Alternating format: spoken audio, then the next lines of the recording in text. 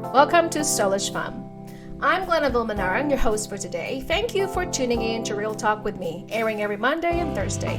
On this podcast, I dive into healing from trauma and share practical tools to help you discover and become who you are in God. Plus, you'll also find a variety of my other interests: fashion, travel, food, and more. If you're ready to embark on your healing journey, I invite you to check out my online course on Udemy, Mending the Mind and Heart, Healing After Trauma. Thanks for being here.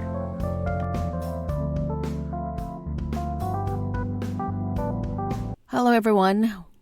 Happy New Year. Happy 2026. Today's topic is about the word of this year. I'm pretty sure you have heard people say, I have a word for this year, or intentions that you might want to call it for this year. I think for me is centeredness. And when I looked up the definition of centeredness, it says emotionally stable and secure. This is episode number 76. My name is Glenaville Manarang. To those of you who are here for the very first time, welcome back to Soulishfemme, Real Talk with me. In a world where we are being triggered and our buttons being pushed by other people, whether intentionally or unintentionally, being reactive to every stimuli is easy. That's why many regret for overreacting or saying something in the heat of the moment. I know as a person, I was overly reactive to every comment when I was younger due to the fact that I was surrounded by immature adults who have immaturity, emotional intelligence were lacking. So it's rather hard to break the same proclivity of impulse reactivity. When you are surrounded with this kind of individuals, because as the Bible calls it, evil company corrupts good moral, you thought it's a natural or a way for you to respond life. However, when you become an adult and you have matured, you realize that not many adults have actually learned how to regulate their emotion. Being centered in the world where too much chaos, too much reaction that is overly the top, it is somehow hard to remain steadfast, to remain stable, and truly activate your emotional intelligence.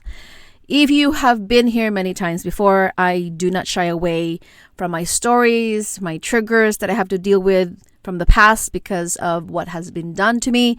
So what are the ways that will help you remain centered and activate your stableness perhaps in the world that full of chaos? Maybe the greatest weapon that kept me stable throughout this year is through prayer. Prayer is a gateway to connecting with a higher God, divine, to who give us the ability to be strengthened in times of difficulty. It isn't the knowing that our own effort is futile and is not enough to have this muster the courage that I am going to remain steadfast, God. Because without God's strength, it is a supernatural power that activates within us. It is the power of the Holy Spirit that gives us the strength to continue in this life because life is already hard. In Philippians 4:6, it says, "Be anxious for nothing, but in everything in prayer, in supplication, with thanksgiving, let your requests be made known to God, and He will give us peace of mind and heart that surpasses all understanding." When we cast our cares upon the Lord, we can rely on Him that He remains true to His promises and through His precepts. That's why I think prayer is the number one way for you to stay centered. Knowing thy oneself is also another key to remain steadfast and remain centered in 2026. How do you truly know who you are? I think I have concluded that without knowing the Creator, the one who created you, abiding with Him and understanding who He is, you will never know your truest identity.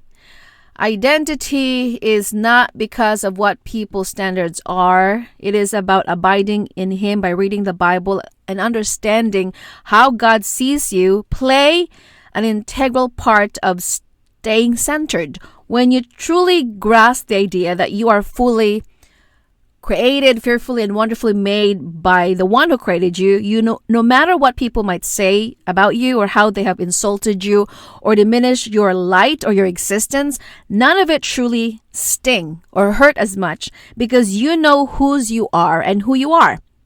You know for a fact that you have an intrinsic value because you are an image bearer of the one who created you. Knowing thy oneself is also recognizing that you are not your job or your career you have chosen, but knowing that whatever you have chosen, despite people's disapproval, you are good with that.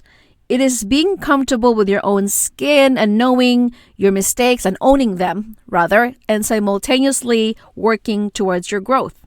That's why investing in yourself are important factor to remain centered, because people will going to provoke you and label you and categorize you, because that's exactly what the world does.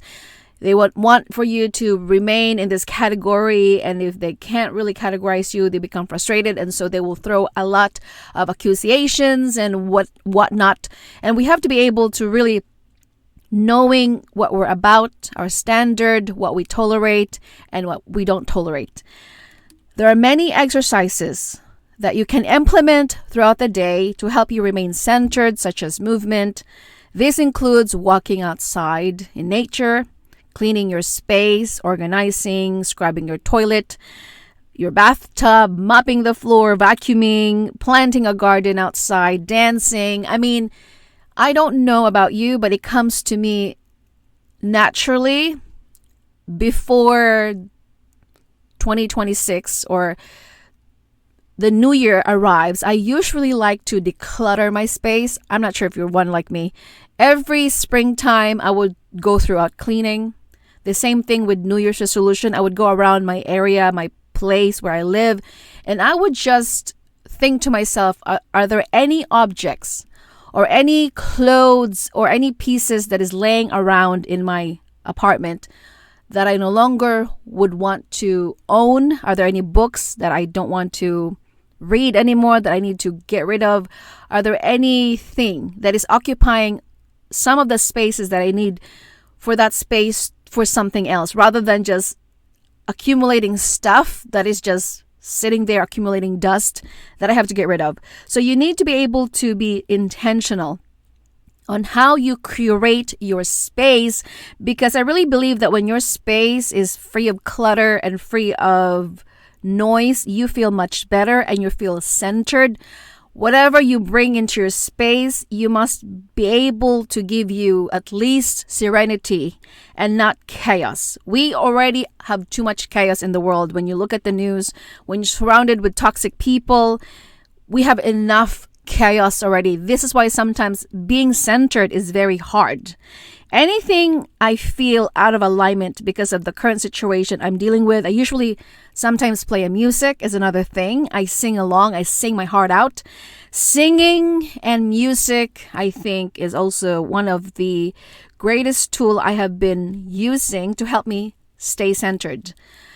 If you are a Filipino and you know karaoke is truly part of our DNA. My family loves to sing. We like to dance. And I just attended my mom's birthday party a few days ago. And that was something that we've always been accustomed to. Singing, dancing, creating music, and playing to every kinds of music. It truly is invigorating. It helps you releases whatever it is that you're going through inside your place, or your heart rather. So every time I am feeling a tension, I usually just choose the music. I would just learn to recognize that there are certain music that can truly resonate with whatever you're going through at that moment. So music is something that has truly helped me remain centered. Choose the right music. However, there are music that elevates your mood, and there are also music that actually make you depressed. So you have to be very specific of what kind of genre you're willing to listen to. My suggestion, if you're going through some kind of depression or sadness, what has helped me the most is that I put on the praise music, worship music. You can choose whatever music you have, but every time I would want to focus on God.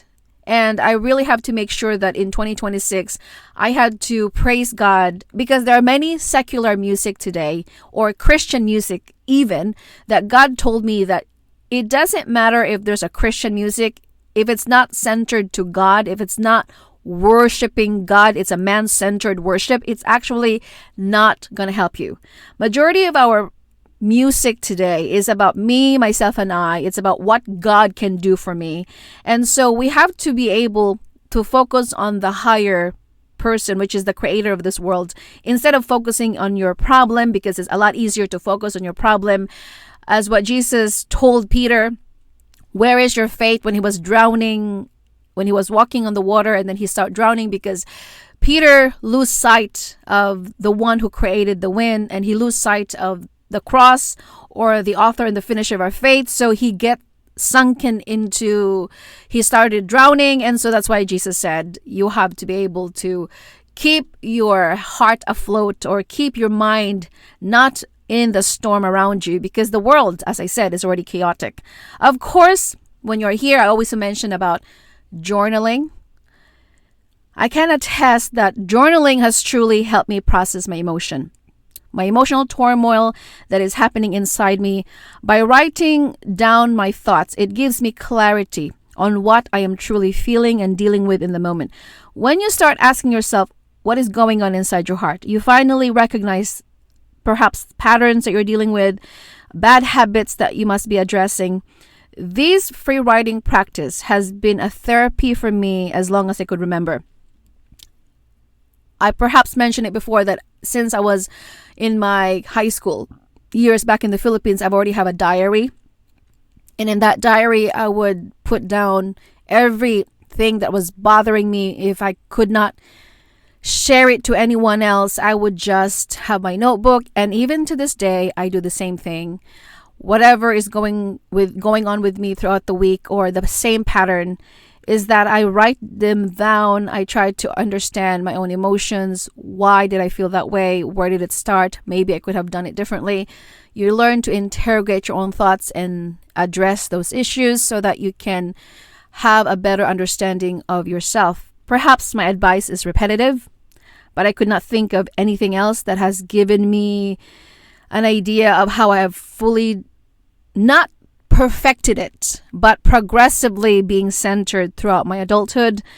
Because in repetition, we develop a memory muscle that over time it becomes a habit, and it will be something we do naturally on a daily basis. Remaining centered is also learning how to breathe in and breathe out. Most of us have never learned how to breathe properly. However, whenever I take a deep breath, it forces me to remain calm and steady within my emotion. Breathing brings forth oxygen towards our brain, especially when we're in the midst of chaos. Sometimes when we're very erratic and we are in the midst of trouble or argument with people, we refuse to interact with people that are not regulated emotionally, and we just breathe and we pause. It truly helps us remain centered. Therefore, in the Bible, it talks about be angry, but do not sin. Anger is a natural emotion. However, you must learn to guard your heart with all diligence, for out of it comes the issues of life. You must be able to go into your bedroom, and I think it's in Psalm 4:4 that says, be angry and be still, and remain in your bedroom and meditate and wait upon the Lord, if I have my verse right. Because when we're angry and we're actually being triggered by people around us, because people are going to trigger you, whether you like it or not. As I said, some people will trigger you intentionally and some probably are not aware of it. However, we do have a choice to respond with calmness and being unbothered. It takes a lot of practice, of course. It takes a lot of self-awareness. Therefore, when you learn how to breathe, pause, and think, because when we're not breathing, pausing, and thinking, our amygdala is being hijacked, and we are going to be impulsive, and we're going to be overly reactive. As I said, I was in that kind of category before, very temperamental. Everything triggers me. Everything bothered me. Everything that really breathe and move, it just makes me upset sometimes. And when you grow older, especially when you become a mother, your children will trigger you. Your kids will going to irritate the daylight out of you. And actually, your children are perhaps a teacher that God has given you to test whether or not you can fully control your temper. And sometimes I find myself very shameful of my reaction towards my son, because sometimes my childhood trauma comes out and my old pattern that I'm not proud of comes out when I'm being triggered by my own son, when he doesn't listen, or when he is stubborn, or when my son is not truly communicating properly. I also is being reminded that I have some remnant issues that I need to deal with, such as calmness or patience or understanding. And it just happened recently that my son started to cry, and instead of understanding why he was crying, I was getting upset because he was not willing to share how I was feeling. And so we learned to being centered is also sitting alone with our thoughts and with ourselves. So when was the last time you unplugged from your phone or social media? We have been too occupied with constant stimulation that we have forgotten to keep in touch with ourselves. Doom scrolling, constant watching, and I think we have forgotten to be centered or to be present in the moment. And I like what this quote says by Thich Nhat Hanh. When you contemplate the big, full sunrise, the more mindful and concentrated you are, the more the beauty of the sunrise is revealed to you. Suppose you are offered a cup of tea, very fragrant, very good tea. If your mind is distracted, you cannot really enjoy the tea. You have to be mindful of the tea. You have to be concentrated on it so the tea can reveal its fragrance and wonder to you. That is why mindfulness and concentration are such sources of happiness. That's why a good practitioner knows how to create a moment of joy, a feeling of happiness at any time of the day. End quote. So we must learn how to contemplate and concentrate. And that takes a lot of self-discipline. Because as I said, nobody likes to sit being alone with their thoughts. No one likes to sit idly and be bored. We have grown accustomed in our society today to be constantly entertained. There are so many distractions, too much entertainment. There's too much grabbing our attention that we lose sight of what truly matters. This is why early in the morning is one of my favorite things to be awakened when no one is around yet. Everybody's still asleep in my family. I usually am a morning person because that's a time when I can truly keep in touch with myself. I just take the time to journal, sit in my special place in my apartment and drink my coffee without interruption. Before the madness starts in my home, I have my own time for myself. That is when I truly listen to soothing music, ask God for guidance that day or revelation from Him that day. This is why mornings for me are a sacred time to reflect, to concentrate, and to ask myself the question, what am I going to do for this day? What is my purpose for today? And this is why when you truly enjoy the little things, which is sipping your coffee without rushing and enjoying the fragrance and the aroma of the cup of coffee in your hand and really feeling it, it truly makes a difference. Unlike people who are just scattered brain, they rush out of the door, they're always like running without the chicken without the head, and they're very restless. Have you not encountered those kind of people? You sit across from them and they're fidgety, they're always restless because they are not at peace within themselves. They're chaotic. Their world inside of them is chaotic, and you can sense that there's something is going on within them, and it's not really personal. And so my next point, of course, to remain centered is learning the root causes of your trigger, our old wounds, the old patterns that we have copied from our parents, this bad behavior that we have emulated from people around us. And of course, the pattern is that why do you do the things that you do?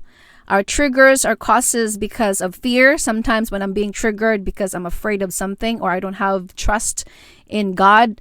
And one of the things that God will always reveal to me, that every time you are triggered is because you are activating in fear, not in faith. We live by faith and not by fear, supposedly. But when we live in this chaotic world and you watch the news constantly and you're feeding your mind with constant chaos and too much what's going to happen in the world, there's so many chaos around you. The news is always bad news anyway. That's why sometimes when we watch too much news, we are short-circuiting our brain and it's not really helping us in the long run. So that's why be careful what you watch.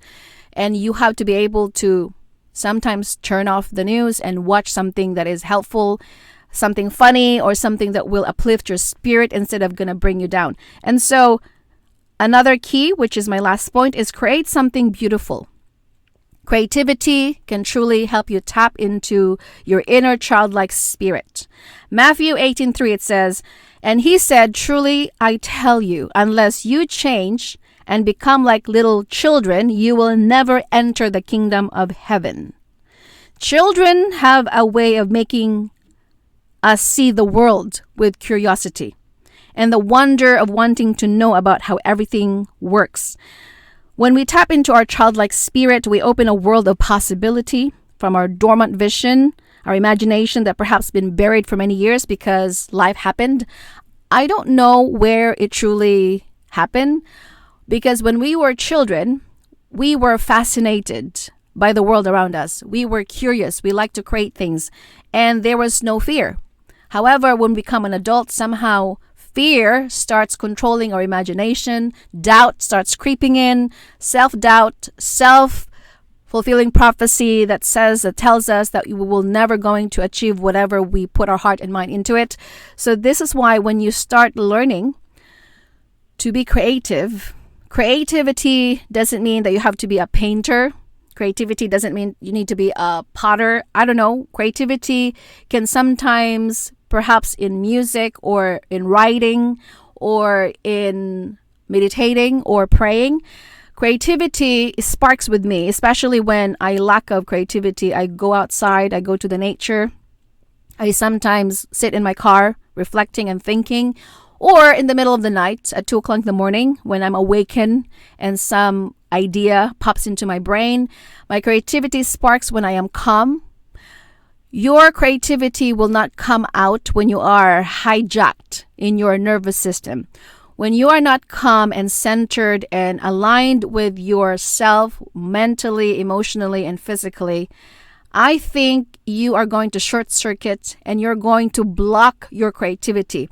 When people say I have a mental block or a writer's block because I don't know where to get the creativity, maybe because you have been frazzled, you have been running around, you have too much in your plate, and you think that you become a superwoman or hero when you have all of these things. This is why, as a woman and as a mother, and I would like to emphasize that you need to be able to give time for yourself to decompress, to de-stress, to have something alone time for yourself, to really understand what you're going through as a woman and as a wife. Because as a woman first, I'm a woman first, and I'm a wife next, and I'm a mother. We juggle too much, and we have too many hats that we wear. We have too much responsibility on our plate. Therefore, sometimes when we are taking on too much responsibility as a woman and we've forgotten that we also have a life on our own before madness started, before all of this responsibility start coming into our lives, we somehow thought that as a woman we must fix everybody and cater to everybody and to always be available at everybody's disposal. But sometimes when we're not careful as a woman, we will pay for the price and we are going to not have so much creativity. And I know that for some people, we are constantly being guilt up by society. When a woman started to say, I'm going to do what's best for me, I'm going to start doing that I love, we feel guilty I used to feel so bad when I leave my son to my husband when he was a lot younger, and I would just want to go outside and go to Target or shop for myself, and I would be out for 1 hour. I would have this nagging voice that says, you're too selfish, you're not supposed to go outside by yourself because you have a toddler waiting for you at home. But that is a big fat lie, because when you are not taking care of yourself as a woman, no one else is taking care of us. No one else is going to be there for us or make dinner for us or give us a helping hand, because majority of people in our lives are takers, and we have been conditioned as a woman in our society that we have to be always catering to everybody's needs and always going to be at their beck and call. That sometimes when we are not in touch with ourselves as a woman, when we don't tap into our creativity, we are going to become tired, too exhausted, to a point where we're going to be overwhelmed and we're going to snap, and we are not very pleasant to be around with. Trust me when I said that, because I used to be in that category before. I was short circuit, I was very snappy, and every time it's because I was always going around and saying yes to everybody. I had too many engagements when I was, trying to bring out my son into this world. He had dealt with eczema. I had sleep deprivation. On top of that, my family lived so far away. And every time there was an occasion, birthday parties, or any special event in my family back in California, I would just go there, drive there by myself with me and my son, or fly. And I also was involved in the church before, so I was always saying yes to every event. I was always available for everybody. I was cooking, cleaning, doing all of these things because I thought that I would be rewarded. And I really think that many of us perform, or we overly extend ourselves because we thought that people are going to love us more, or people are going to see our worth and our value if we're going to be constantly available. Actually, I realized it is farther from the truth. People are never going to appreciate, love you more just because you are constantly available or readily accessible whenever they need you. And that revelation has transformed my life in a way that today I have no more problem saying no when I want to say no. I have no problem constantly being pushed around and says no, that is not acceptable, and having a healthy boundary. If you have not read the book Boundaries, this was the book that I have read many years ago. It's about healthy boundary. I'll try to link the book on the description below. That book has helped me about how to place a healthy boundary. This is a book that truly helped me see that boundary is not something to protect yourself. It is actually preserving your time, your energy, and your accessibility by the people around you who are constantly taking advantage of your goodness and your kindness. Boundary is like a fence. Remind yourself as your neighbor has a fence, so that there's a boundary that you cannot cross here. There's no trespassing. In the same way with our life, when we have this invisible boundary, it is making us, it's actually asking other people and teaching them rather, and how we want to be treated. So a boundary is an invisible rope that we are going to say, no, this is what I'm about. This is exactly what I do not tolerate anymore. I used to tolerate that because I did not know any better. But now that I'm an adult, I know better now. So we really have to understand that you are not being stuck up when you place your boundary. You're not trying to say that I don't need people, because we do need people. No man is an island. Let's just face the reality. You cannot survive without people around you. However, the right kind of people, the like-minded people, the kind of people that will help you elevate into the next future and help you catapult into a better world or whatever that you're trying to make, the one that will lift you up instead of drag you down, the ones that are going to see your potential instead of diminish your light. These are the kind of people that we must be able to surround ourselves with and try to be surrounded by their light, because we know that in this world we have two opposites. The one is